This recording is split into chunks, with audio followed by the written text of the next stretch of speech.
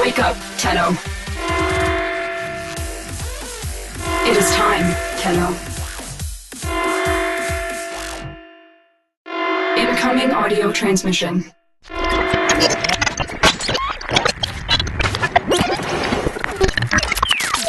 Transmission received. Hey there, ladies and gentlemen. Welcome back to the Warframe Digest, Episode 2.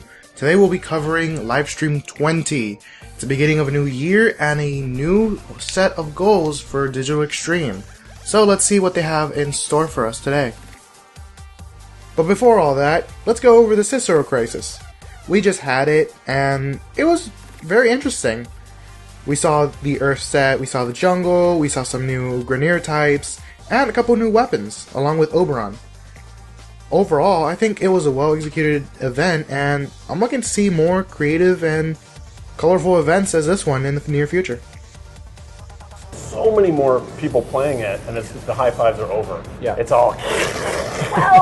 So, let's start off the video with the big man himself, Steve, making a bold statement about this year for Warframe. Let's see what he has to say.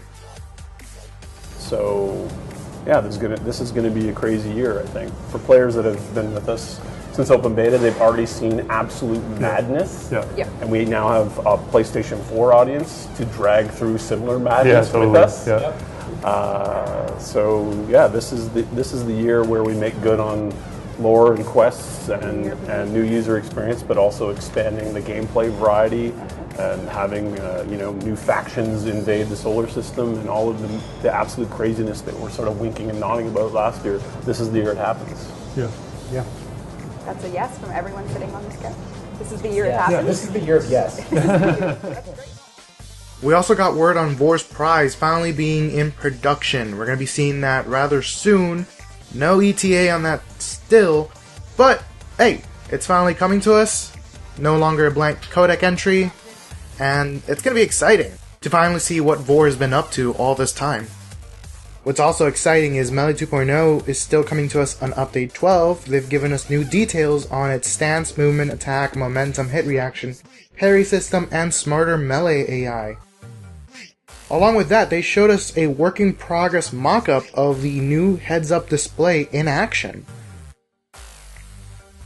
They showed it to us fully working, integrated with some new little features of it moving around as if it's floating. It's a nice little addition to the heads-up display, but it might make some users a little bit nauseous. It's going to be a toggleable feature in-game, and I don't know. It might be something some of us might really enjoy. Right now, we really can't tell until it's implemented into the game. General Sardis Ruck and Alid V were shown pretty much speaking to the player, and it was quite surprising. They showed them with their own custom 3D models speaking to us and actually animated. It's no longer a still form picture.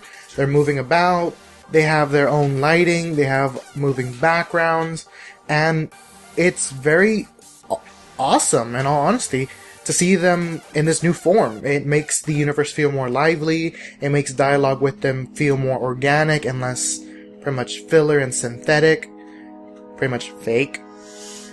And, I don't know, it's just so refreshing. You guys remember those models of Darvo and Lotus? Well, we know how they're being implemented. They and everyone else will be getting this exact same makeover and being reintroduced into the game so it makes the game feel more alive.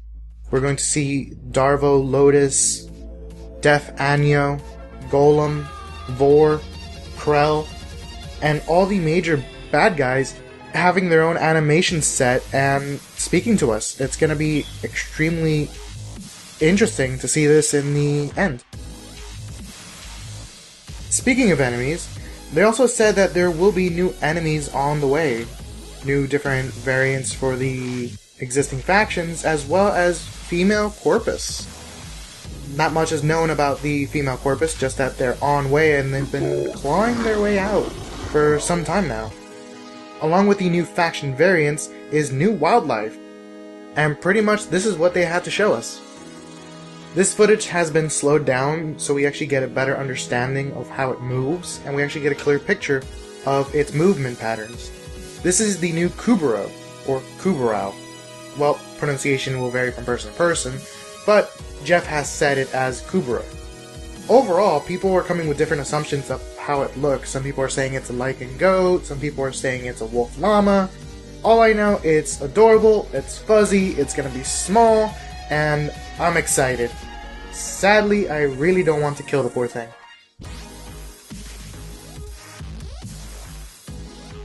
Along with our fuzzy friend, a not-so-fuzzy friend of ours has also been presented with a new update. Here's a 3D model of Heck already in progress.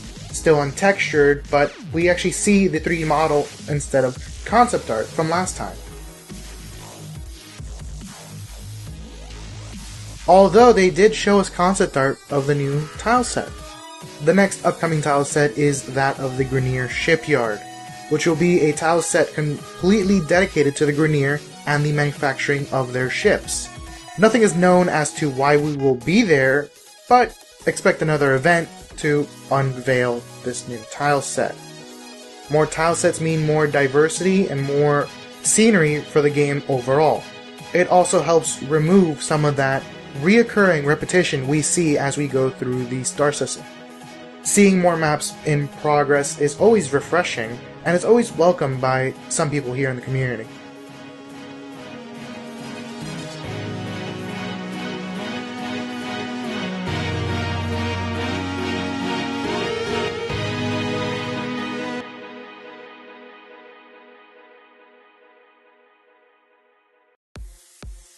They also said they're going to do some tweaks to formatting, so let's let Steve explain it better himself.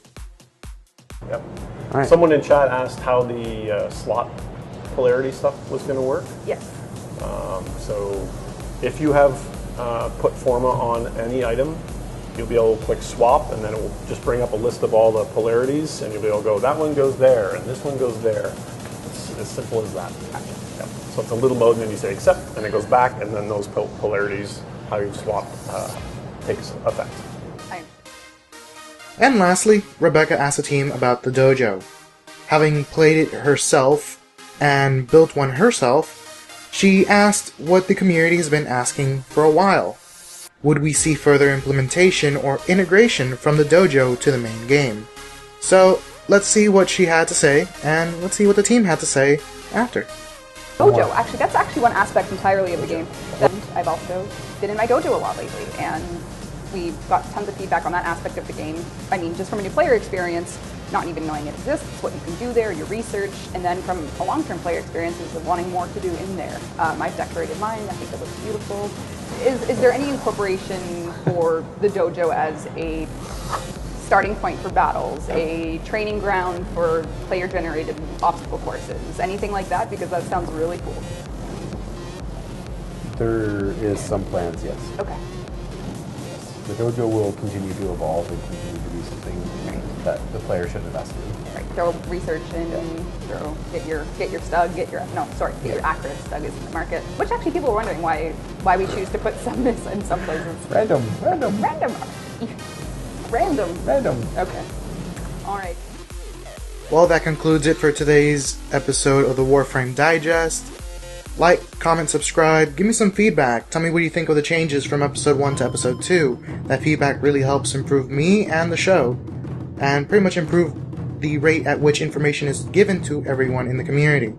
So until next time, see you guys in game, and take it easy.